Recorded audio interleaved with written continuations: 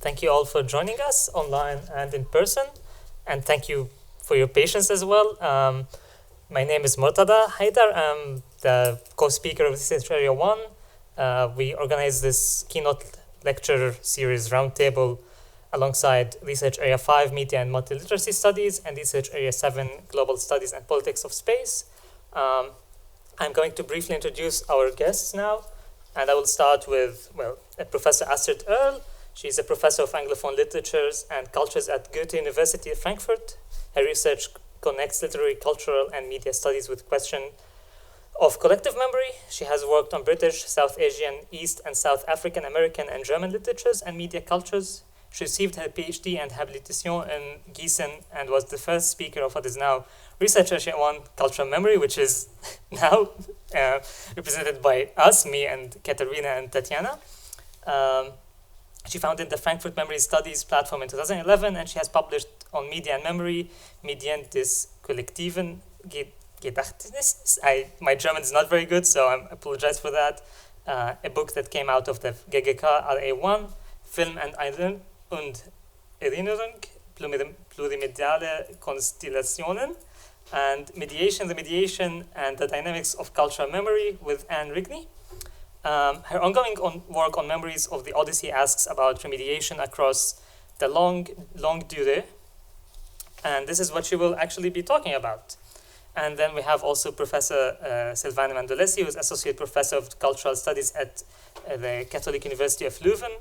She has directed the ERC Starting Grant project, Digital Memories, on the impact of the digital turn on the shaping of collective memory.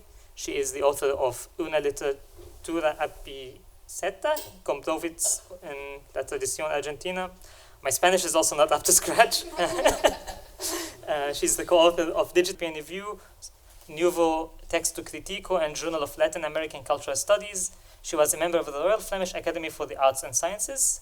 And then we have Dr. Aditi Sathananthar, who's lecturer at the Faculty of the Arts at the University of Groningen and visiting scholar of the School of English, University of Leeds. Her research is positioned at the intersection of life writing and postcolonial studies with a focus on diaspora, transculturalism, and home. Her research highlights narrative lives of the marginalized and dispossessed by creating an archive of diasporic heritage and identity. Her publications have appeared in several Routledge collections, the Journal of Women's Writing and the Journal of Intercultural Studies. She is an editor for the Tamil Academic Journal and Associate Fellow of the British Higher Education Academy. And then we have Professor Michelle Jennings, who is Professor of Sociology and the Raymond and Elsie Gibson DeBoer Chair of Social Science.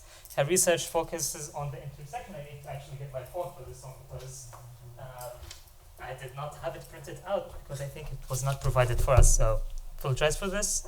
Her research focuses on the intersection between social roles and relationships and the spaces and objects of everyday life, in addition to her frequent public speaking and applied consulting projects with the local Wala Wala organizations. She has done interdisciplinary research on how family roles connect with home and neighborhood design, the role of digital and physical objects and spaces on intimate relationships, the impact of COVID-19 on families and schools, and the social meaning of vacation homes and investment properties in the sharing economy. She has written or edited several books, including The Stuff of Family Life, How Our Homes Reflect Our Lives, Love Letters, Saving Romance in the Digital Age, and Contemporary Parenting and Parenthood from News Headlines to New Research. I won't overstay my welcome. I will just now give the floor to our scholars. I just want to pose a quick question to everyone, and maybe we can start. We'll see where we start. So in your research, how do different media, such as literature, digital and non-digital archives, letters, social media, cookbooks, shape and preserve cultural memory? We've already, I think, discussed this, and we've asked you to prepare something of a statement between 7 minutes. And I will now open up the floor. Maybe we can start with who would like to go first, and then you can, go around the table and discuss it together.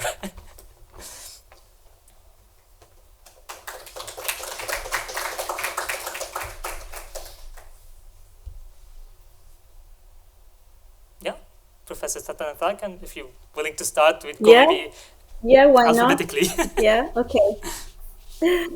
Good evening, everyone, and thank you so much for inviting me to your keynote lecture series. So today I'm going to talk very briefly about cookbooks, memory, and diaspora.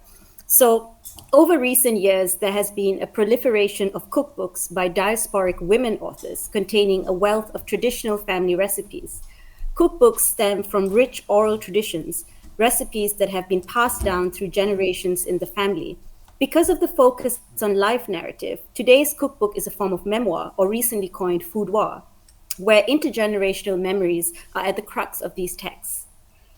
Today I'm going to examine very briefly two cookbooks that explore diasporic ancestries, and I have them here actually. Cynthia Shanmugalingam's Rambutan, recipes from Sri Lanka, and Reem Assel's Arabia, recipes from the life of an Arab in diaspora. These authors are located in the global north, the UK and US respectively, but they tell stories of lives from the global south, Sri Lanka and Palestine. Therefore, these cookbooks mediate the interconnected acts of diasporic writing, reading, and cooking. So we need to understand the socio-historical context first before we go into memory and how the cookbooks performed this. So Rambutan and Arabia detail the distinct socio-political histories of which their narratives have emerged and the critical acts of memorializations which these texts perform.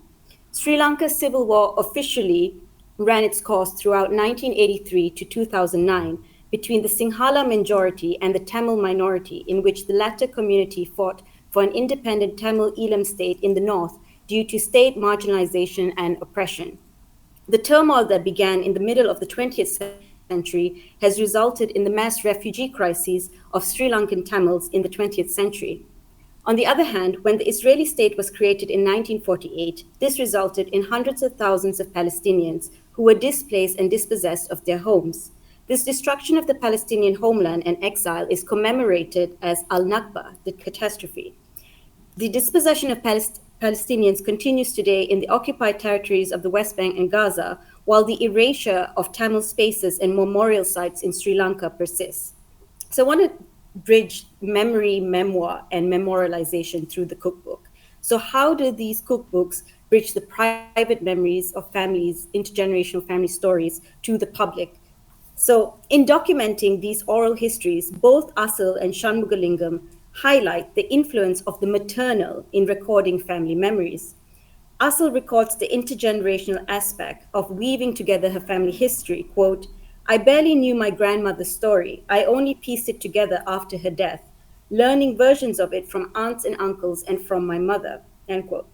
Similarly, Shanmugalingam notes, quote, "I've translated my grandmother's fastidious recipes from blurry iPhone scans of scribbled recipes in old exercise books. I have had instructions shouted down the phone by mom from Sri Lanka," end quote. In both instances, it is a community effort to piece together and preserve the past. In this sense, cookbooks are scripted sites of memory. The cookbooks mobilize various fragments of memories, taking a mundane task such as cooking, but embedding the act with a plethora of scenes of the past. The afterlives of their grandmother's recipes takes a new shape in these cookbooks.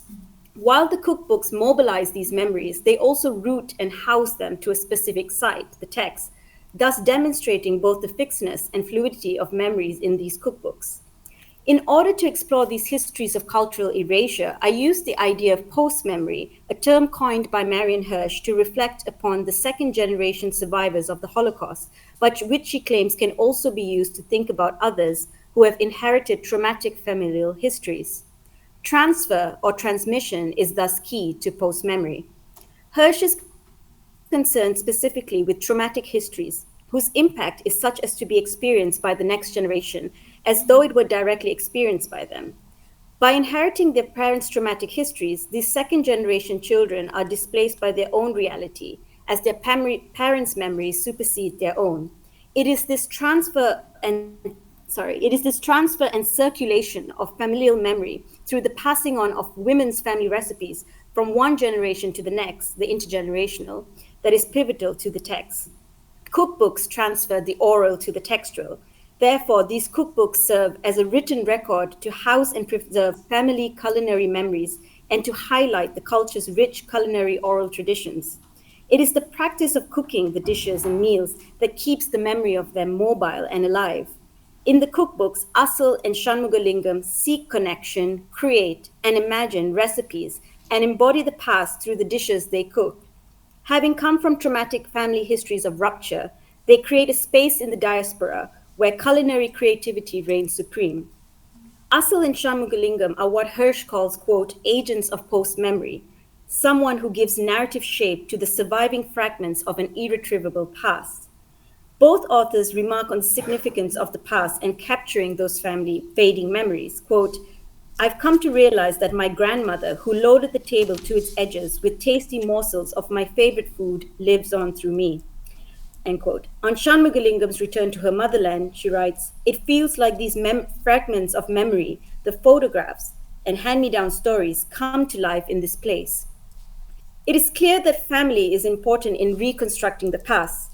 Asal and Shanmugalingam are custodians of an irretrievable past. This past lives lives on through the authors as they have made it their mission to transplant culinary memories of their cultural heritage through the cooking of these family recipes. Therefore, they are heritage keepers. They attempt to reconstruct this lost past through the penning down of family recipes, which reveals the significance of family, community, and home. Lastly, I just want to quickly touch on the visual dynamics of memory. Hirsch argues of, quote, the power of photographs as media of mourning. However, I argue that the photographs in these cookbooks celebrate the survivors of the civil strife in their respective homelands. Asal and Shanmugalingam include vibrant photographs of family and community in their cookbooks. I'd like to show you these pictures, but maybe we can do that later on. In Rambutan, the photographs represent family members both living in the diaspora and in the homeland, thus demonstrating the mobile lives of the Sri Lankan Tamil community. In Arabia, Asal depicts a multitude of faces, family members, friends, and colleagues, hence highlighting community building through her narrative. These photographs are media of resilience and testimonies of survival. They depict colorful lives amidst a somber backdrop of uprooting and dispossession pertaining to Sri Lankan Tamils and Palestinians. These photographs function to reclaim space in the cookbook for unity and perseverance. Thank you. Thank you.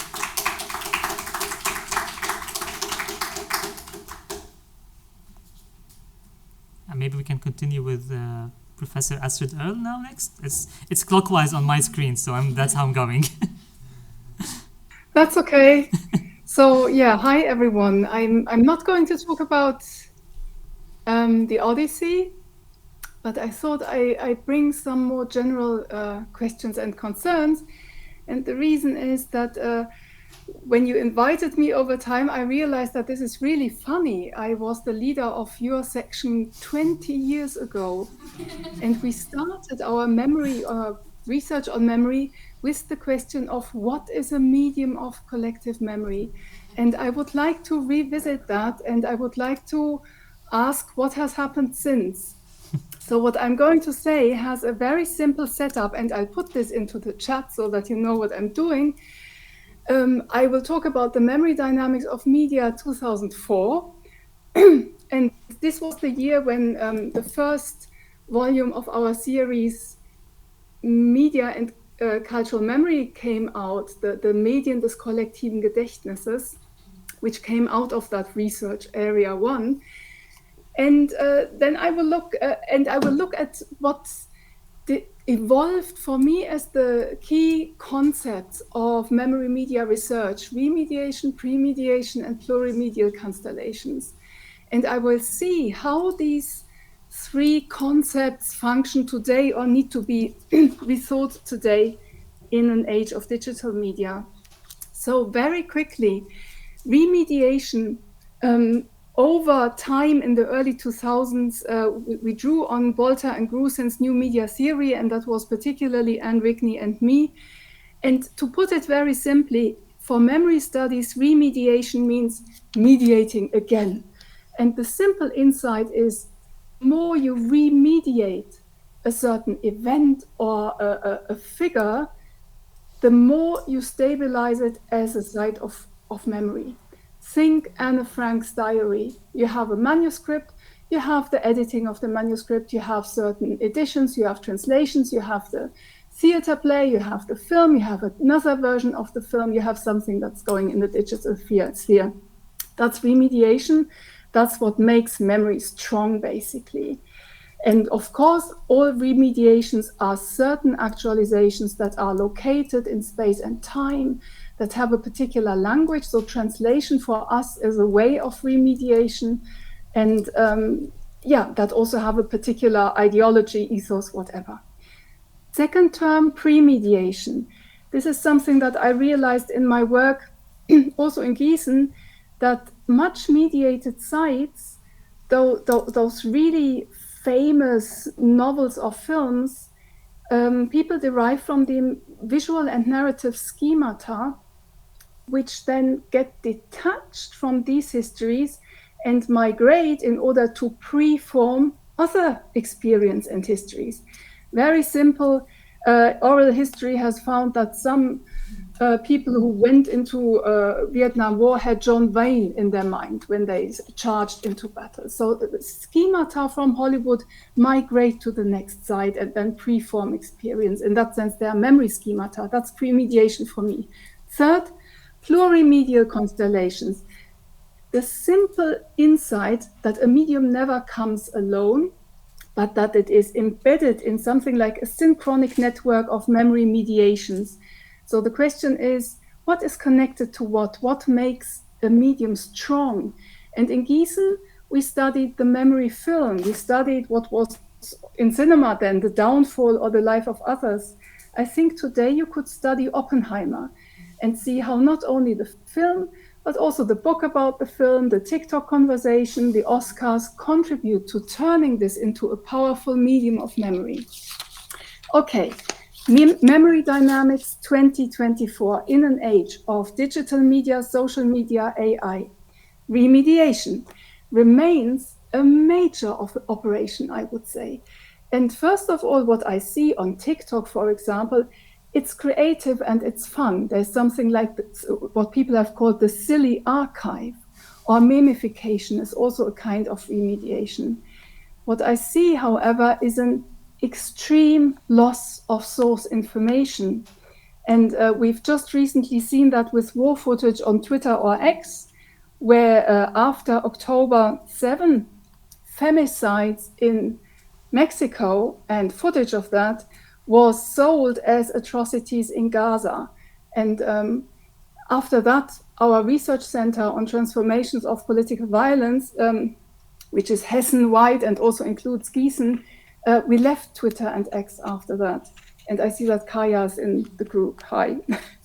So this loss of source information, in cognitive psychology, there is the term source amnesia, which means that we sometimes forget the state of the source of something that we know or remember. And then we also don't know, is it reliable or was it an unreliable source? Was it fictional or factual? Second insight about remediation, human and non-human remediations. So some remediations are led by algorithms today. No, Apple phone rearranges my photos as my memories. And GPT is, I think, a big remediation machine with complete source amnesia. And these things have been discussed in greater depth and detail and more elegantly by Silvana Mandolesi in a really, I think, seminal article, which I read in my memory studies master seminar. And that's why at least a handful of my students are here, Silvana. They came for you. A word about premediation. I think that at least to a certain extent, premediation as the pre-shaping of experience is now done by algorithms and the affordances of certain digital platforms such as Twitter, X, Instagram, TikTok. That means we all have, or many of us have, Instagram pre-shaped experiences. So we experience and we select for remembering, uploading what will fit the platform and what will give us many likes. And these thoughts are inspired by research on the platformization of memory by José van Dijk and also Rick Smith, But I think we can really think through the new research on platformization of memory with old concepts such as Kosellec's space of experience and the horizon of expectations, because I think they are both platformized. Last but not least, and platformization, of course, means that a handful of big firms is shaping the parameters of our memory. Last word on plurimedial constellations. The much more modern or contemporary term would be mnemonic assemblages, and that's Silvana's term. And in these plurimedial constellations, we have human and non-human agency, we have algorithms, as well as authors, recipients, and their mediations. What I realize is that 99% of the media that are relevant for popular memory making are either born digital or digitized. So archive, museum objects that are digitized. And I have a feeling that the rest falls through the net of attention. But we'd have to think about that, because Arti shows that there is still very much attention for the book. But I would be interested to see what is the digital life of such books. But, and that's my last sentence, if the insight is still true that the constellation or the assemblage makes the memory medium, then I would say this memory making constellation is to an extremely large extent digital today. Thank you.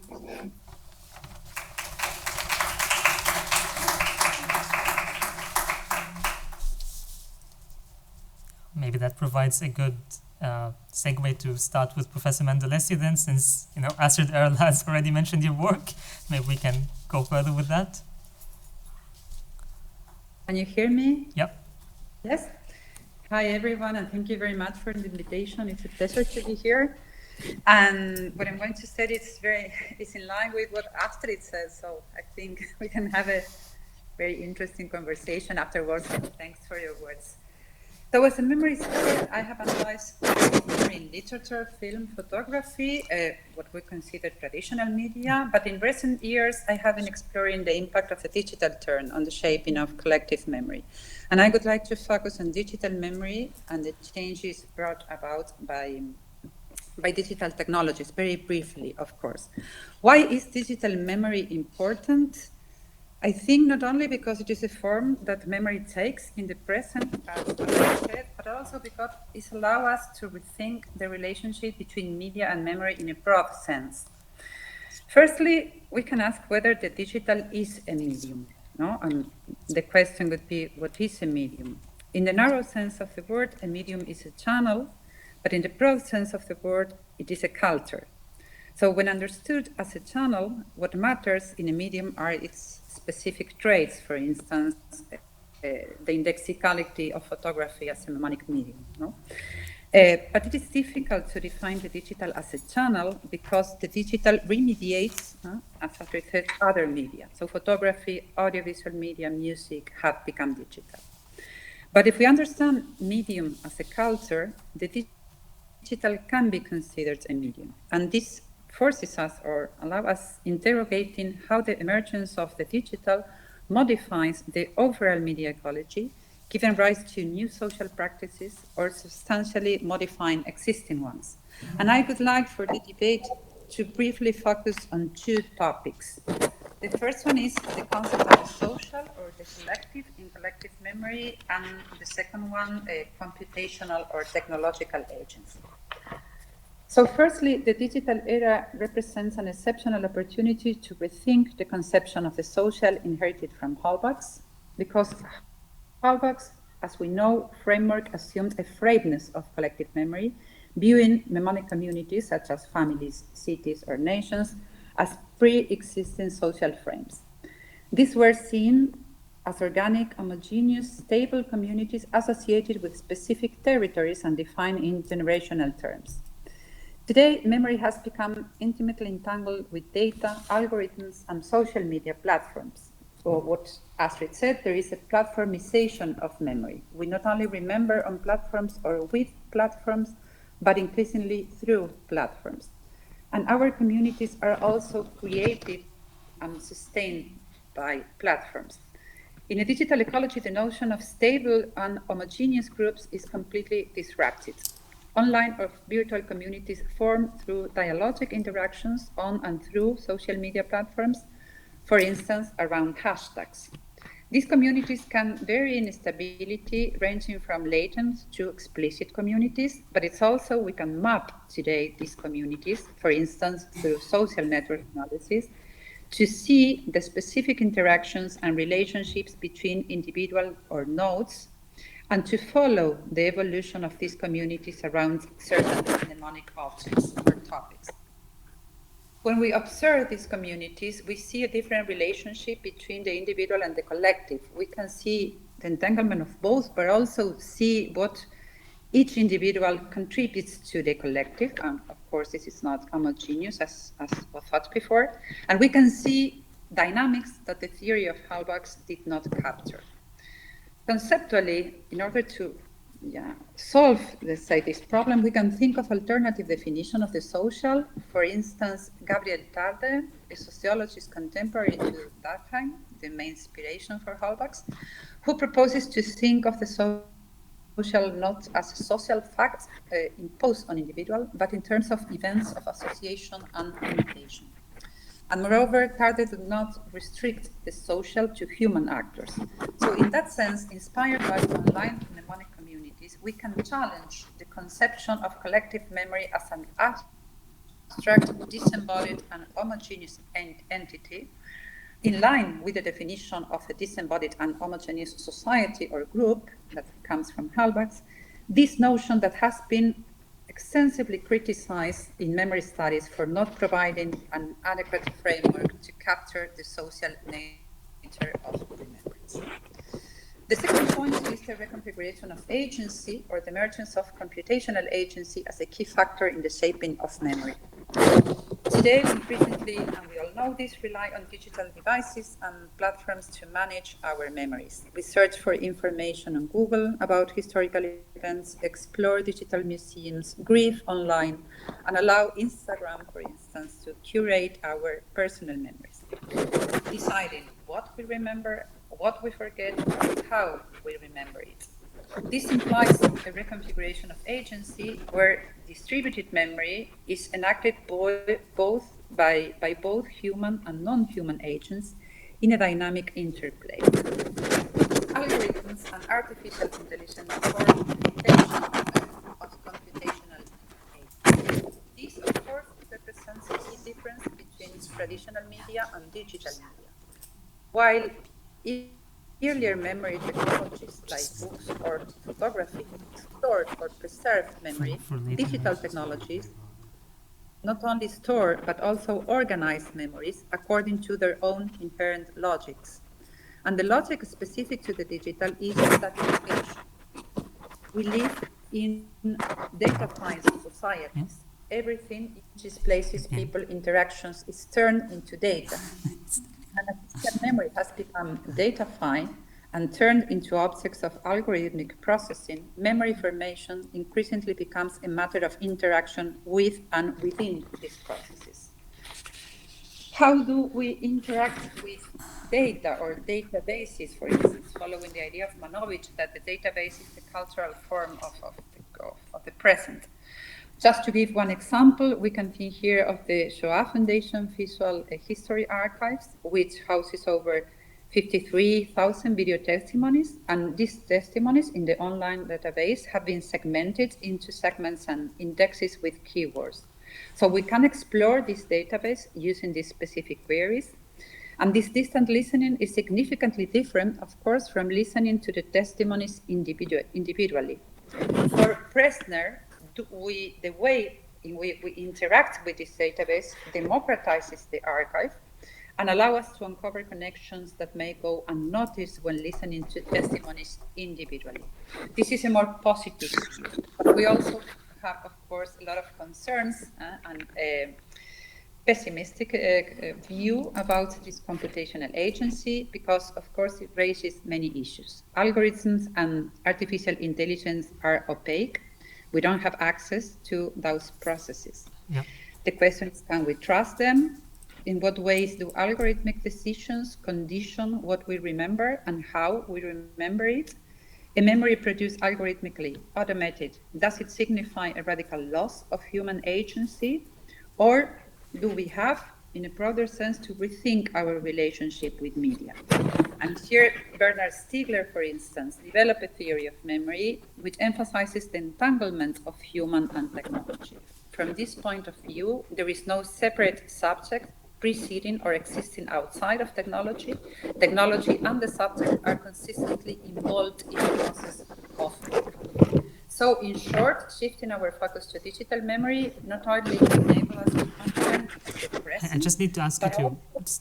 We have a little bit of feedback with the microphone. That's the problem. I think there's some movement. That's papers Hello? that are maybe very Can close you to your hear? microphone. I think But allows. Yeah, go ahead, but just maybe be I mindful. can- Just don't move in too much There is into an the microphone. Sorry. opportunity to re-examine the concepts, practices, and assumptions that have dominated or still dominates the field of memory studies, in particular, the relationship between media and memory. Thank you. Thank you.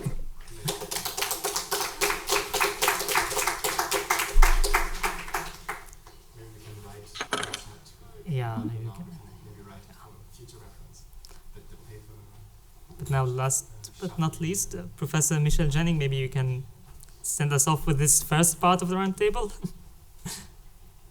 Yes, thank you very much. And Guten Morgen from Walla Walla, Washington. Can you hear me? Yeah. Thank you.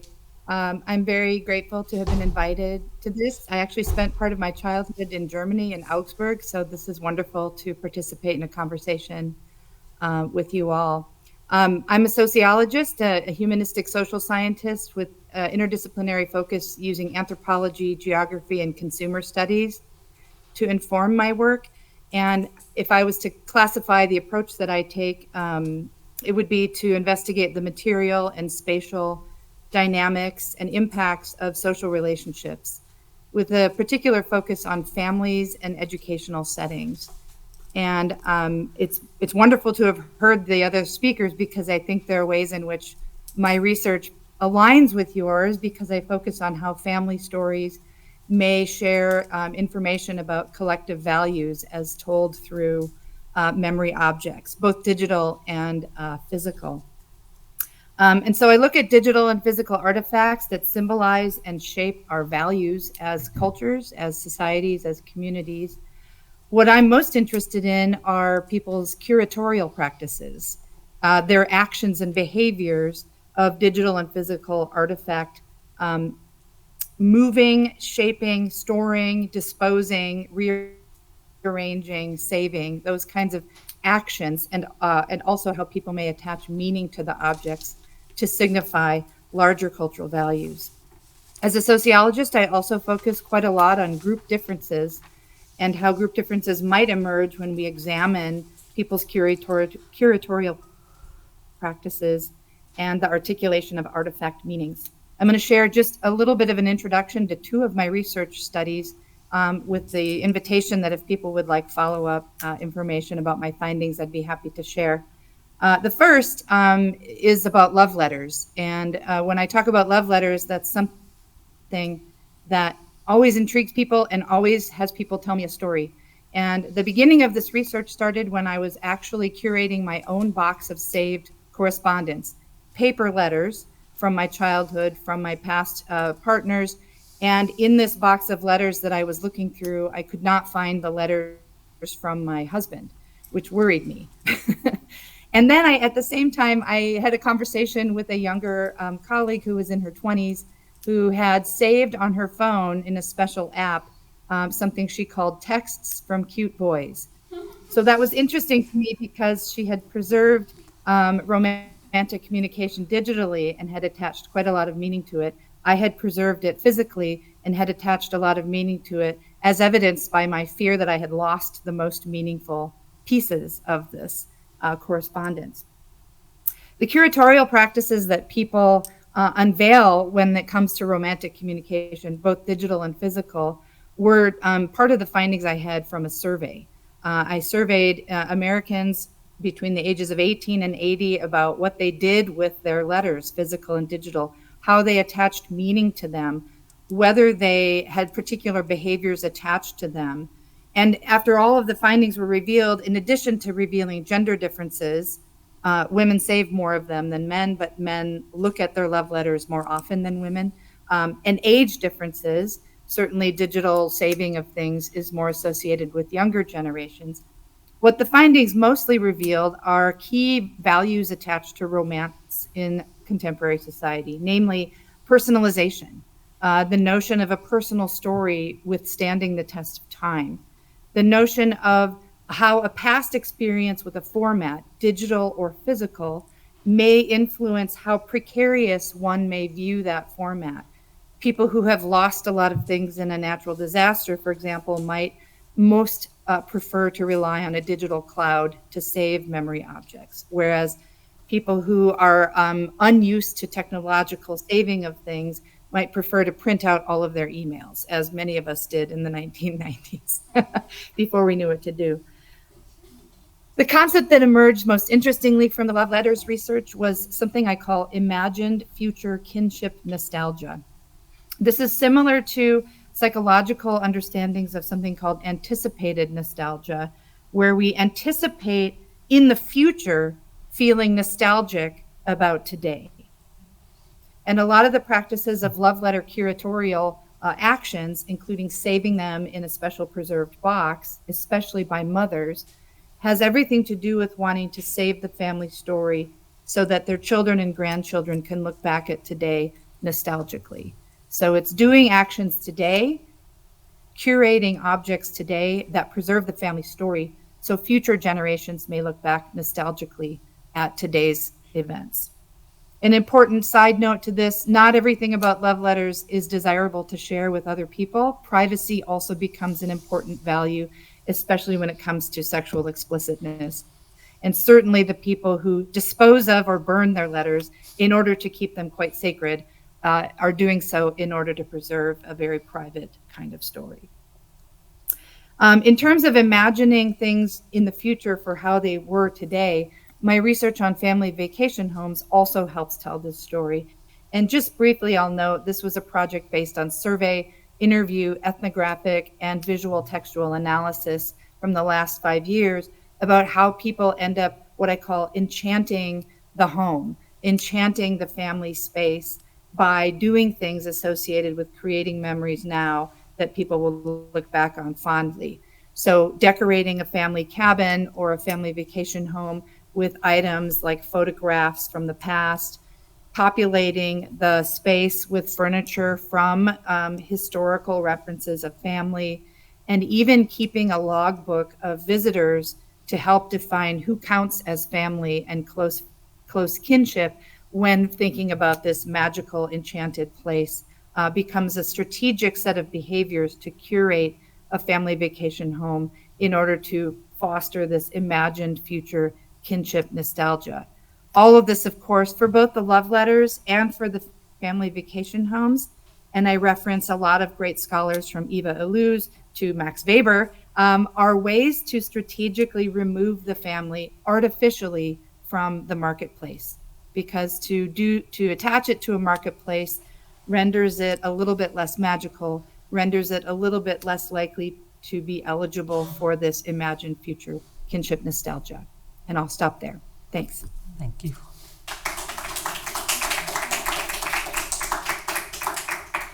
Okay. Well, thank you everyone for your brief statements.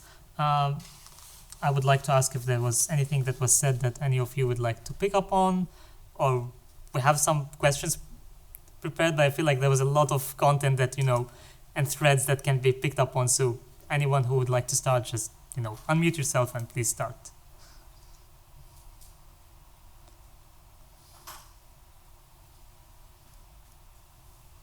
Perhaps I can quickly start Go with ahead, a short question to Michelle. That sounds fascinating. I want to do your research.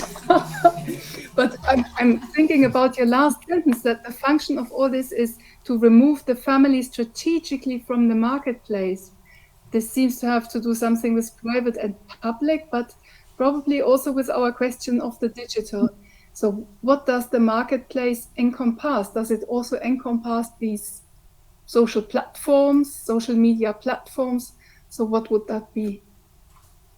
Of course. And I think with the family vacation homes, one of the tools that I focus on, or the strategies, is whether there is explicit discussion of, say, Airbnb or VRBO as a way to bring a family space into the marketplace, but to do so renders it less of a family space. And so the use of these kinds of platforms, whether it's advertising on Facebook or using a platform like Airbnb to advertise the space as a part of the marketplace, disenchants the space as a possible venue for family memory making.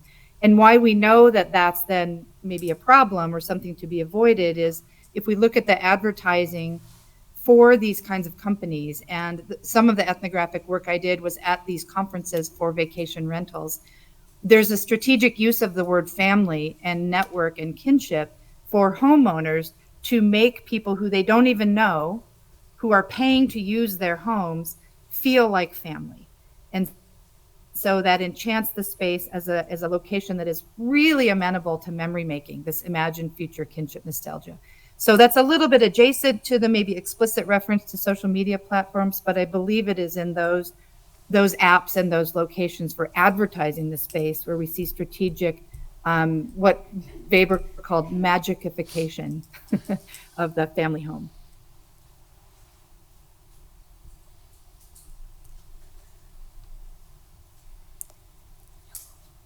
I have a question for Astrid. Thank you for your presentation. I was curious to find out more about what you touched on source amnesia. And you talked about, the platformization of memory. And, you talked about what is factual, what is fictional. So with the source amnesia, does that mean that digital memory is less credible in a sense, or?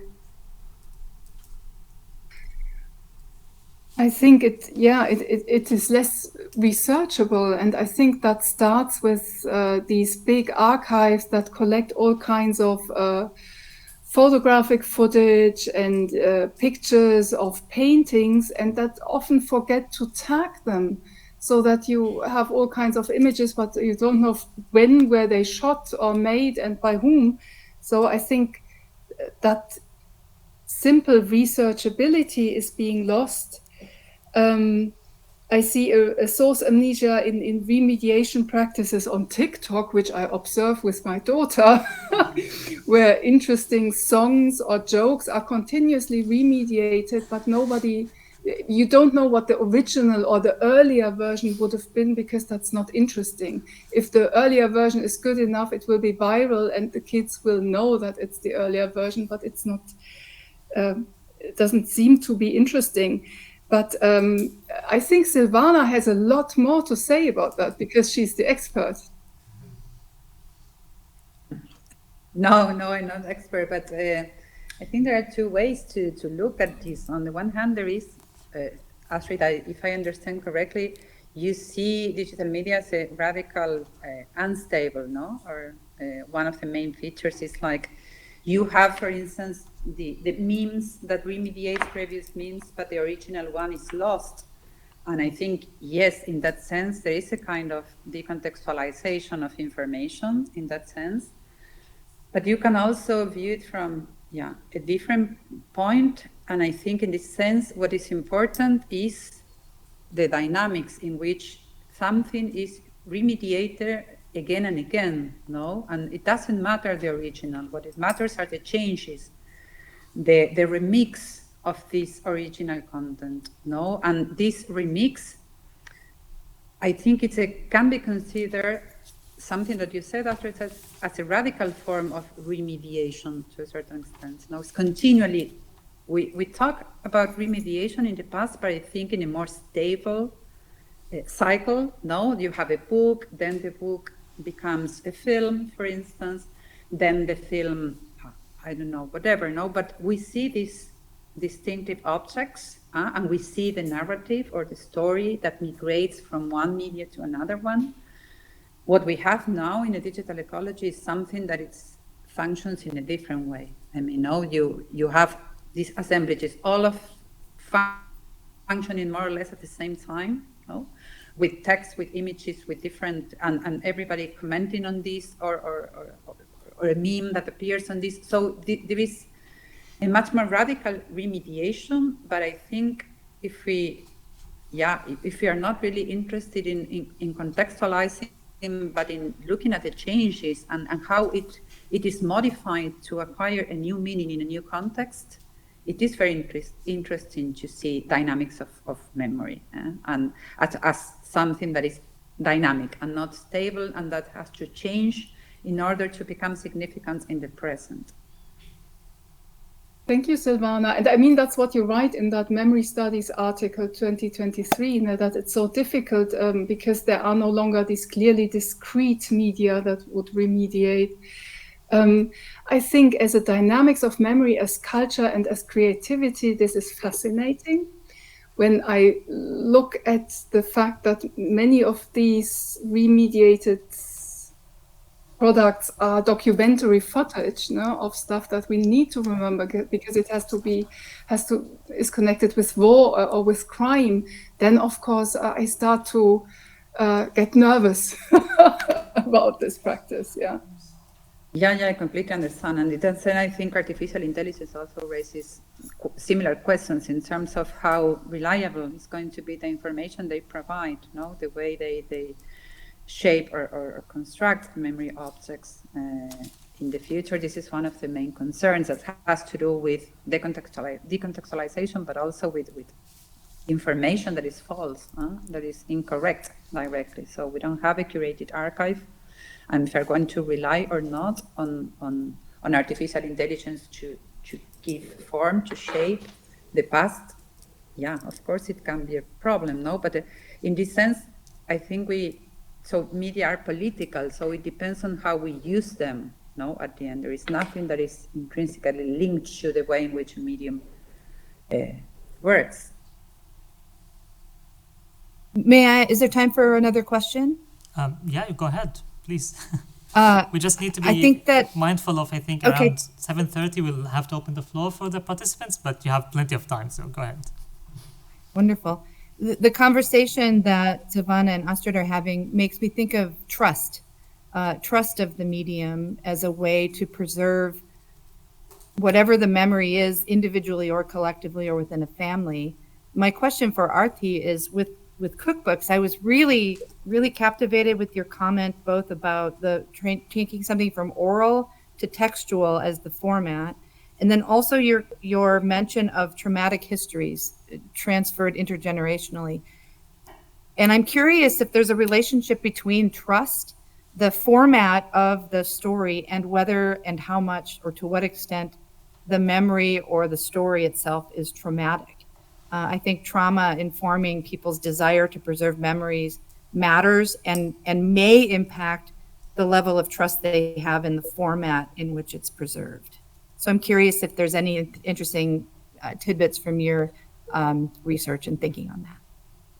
Yeah, thank you for that. Yeah, trust is a really important thing that I've not really fully explored in thinking about these traumatic histories of exile and dispossession, but definitely trust does factor because it's also the consent that is that is given by the grandmothers, mothers who document and tell these stories to the writers of these cookbooks, right? The trust to share those stories, make those stories public and accessible to a wider audience, not just within the family and the community. So I think there's different levels of trust happening within the family, within the generations, but also trusting the format to publish these stories, transferring the oral to the textual, and then having them published, through the publishing industries and having those stories being transmitted, textually through a wider community. So there's different levels of trust happening within the family and outside the family, if that makes sense.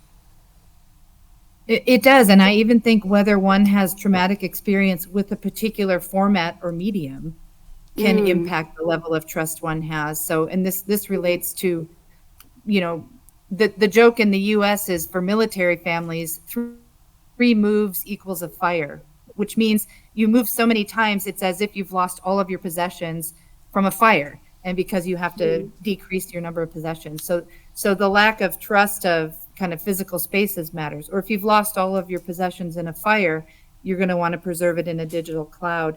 If there's been a traumatic experience interpersonally that relates to digital content. So for example, social media oversharing or anything that happens to people where they don't give consent, I think then the distrust of the format or the medium itself might matter in how we think about that. So I'm just playing with the ideas of how these might relate. And I didn't know that cookbooks would make me think about this. So thank you for that. Thank you.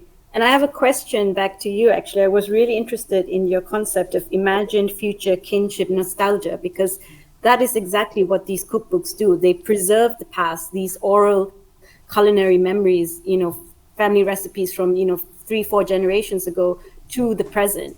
And it's preserving that for future generations, but also audiences outside the community to share in these memories and cook and make these memories alive in essence. So I don't know if you saw, with thinking of imagined future kinship nostalgia, if you see that in other memory objects as well. Well, for sure. I think the notion of any kind of heirloom or memento that is passed down from one generation to the next, or maybe even saved from a younger generation without knowing what the story of that object is, becomes a strategic practice of creating the kind of memories that we want to have created. So for sociologists of the family, nostalgia is a dangerous thing. It can be, because it can overemphasize, oversimplify, and mythologize elements of family life that were either never true or certainly only true for very privileged people. So looking back nostalgically, say, in the US on the 1950s becomes dangerous, because the reality of whatever was going on there wasn't that real and actually created a lot of problems. So in terms of the imagined future kinship nostalgia strategies, I think the notion of saving particular stories to remember somebody or some memory in a particular way is an important point. So examples of that could include photographs. The curatorial practice of the happy family photographs. I've also done research on that, where especially mothers feel as if their duty, their emotional energy, their time ought to be spent curating images of an ideal family, because to do that reflects their role as an ideal mother, as somebody who's doing her job to carry on the kinship story and to raise kids who are making a difference in the world or doing good. So, you don't save the family pictures that everybody looks silly, or maybe you do, but then it could be strategic. So I think photographs are a really great example of that. And that can come across in physical photographs. It absolutely comes across in social media sharing of an idealized representation of family. Yeah, and the cookbooks I have, they definitely do show this idealized representation of family across and within the diaspora. So just one picture is this one. So this, I don't know if you can see it. So it's in Sri Lanka, in Jaffna, with her family taken. And she went to Jaffna to write. She spent 6 months writing down these family stories and histories of cooking and all that. And the fact that it's very, curated, the cookbooks are very curated spaces of family and identity. And it shows you that, this sort of this performance of identity is there, and maintaining this family history and legacy of, culinary memories, of oral history of the past. Yeah. But it depends on the audience. Sorry. No, I have a small question regarding the photographs that you mentioned, because you said that there are photographed family members in diaspora and in the homeland. Yeah. And are there significant differences between both, or this is like a continuation? Photographs reinforce this idea of a continuity between the homeland and the new. Yeah, it definitely reinforces a narrative of continuity rather than a narrative of rupture. So it seeks to place both, equal importance of the homeland and the diaspora. And that's why also in the naming of these cookbooks, diaspora is very much at the focus of the title. So the Arabia cookbook it says recipes of the life of an Arab in diaspora. So diasporic identity and collective University is really at the forefront in thinking of these family intergenerational memories. Yeah. Oh, there is no tension between the homeland or the new space or the new place and the previous. They don't really write in that sort of tension. It's more of a, the typical romanticized, longing of the past. And of course it does exhibit, very critically exposes the socio-political turmoil in Sri Lanka and Palestine very, very vividly in these texts. So there is that tension of the sort of socio-political background, but in terms of family and longing, there is a sort of continuity of what was left behind and what was made anew in the diaspora. Yeah. I also have a quick question to Arti. And first of all, something that strikes me, because this is about the media dynamics of memory. No, you said that it's a remediation from the oral to the textual, or perhaps from the handwritten to the printed, you never know. And I think it's absolutely also a remediation of something that's embodied, or a habit memory, no? Because you need these certain body movements with your hands and so on in order to cook. And I think that is an argument for having a wide definition of the medium of memory that includes also certain gestures, embodied stuff, basically. What I wanted to ask is something that I mentioned already. What do you see in terms of mediations beyond these particular books? Do they have a presence on Instagram? Are they commented upon and so on? Yeah, that's a really good point. So they are sort of like afterlives of these print texts, because, we have to acknowledge that print media is in today's world very limited in who it reaches compared to digital media and memories, digital memories, platformization of memories. And these authors do have written about their stories on blogs, on websites, and also they have Instagram accounts that document and promote this sort of intergenerational family stories and memories. So there definitely is an afterlife, not just within the print medium, but in the digital sense as well. Yeah.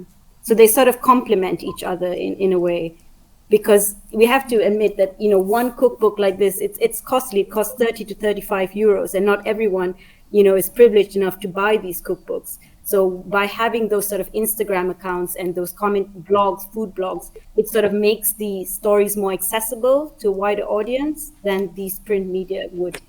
Yeah.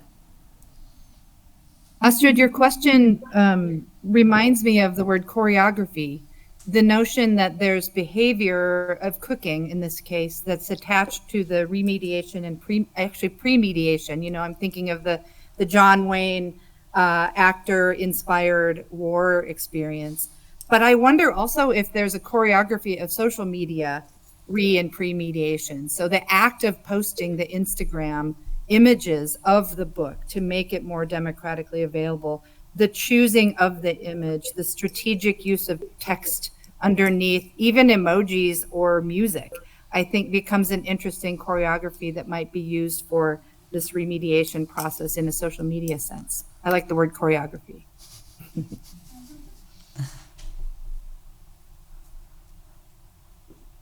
Yeah, sounds good to me. And perhaps a last question to Silvana. I think that your research and my impressions really speak for the fact that we should take special care, probably, as you said, to move away from a simplified Halbwachs version of collective memory and move towards theories of the extended mind and distributed cognition, because then we can really say it's distributed across, and has always been, across media and minds and bodies and non-human actors and the environment and so on. That's probably the best entry point for collective memory, for conceptualization of that. Yeah, no, I think that so we have always criticized Halbwachs as so the idea of there is a problem with the notion of collective memory as a container, thinking it's not new, of course. Your concept of traveling memory, multidirectional memory by Rothbard, prosthetic memory by Langsberg. So all these concepts went in the direction of opening up, these boundaries, this idea of fixed communities, and emphasizing that memory travels across borders, that is much more fluid, that is much more dynamic, that doesn't belong to a group, but there are exchanges, borrows, and all kinds of dialogues, between different memories. So I think in this sense, the digital is not new. What I say is that now we are forced to see this because the kind of communities that we find on social media platforms are clear not the kind of stable and organic communities that we think of drawing on Hallbach's. And so I think one of the problems with the concept of the collective memory, of the classical one, and Felix, for instance, have emphasized that, is that it is a concept that proposes a kind of disembodied collective memory, a homogeneous collective memory, and that it simply doesn't exist. It's not homogeneous, and it's not something that it's beyond individuals, but are individuals who contribute to the formation of something that is collective, but not collective in the sense of stable, as Hallbach thought, but much more dynamic again. So in this sense, I think we need a different theory of the social, and that there can be an option, but there can be other options, in which the relationship between the individual and the collective is different, and we can acknowledge the role and the differences and the heterogeneity within the concept or the idea of collective memory. Yeah, but to save Hallbach a little bit, I think what he really did say is that there is no pre-mediated individual memory. There's no pre-social individual memory. And I think that was great and radical 100 years ago. And I think if you ask neuroscientists and some psychologists today, they would still claim that there is this purely individual biological memory in the mind, as Jim Wirch would say, unencumbered by media or by social frameworks. And I think that was really went in absolutely the right direction and needs to be, expanded, basically, the notion. No? It's not just the people around me, it's also the media around me, it's also the algorithms which co-construct the memories so that there is no pure individual memory ever.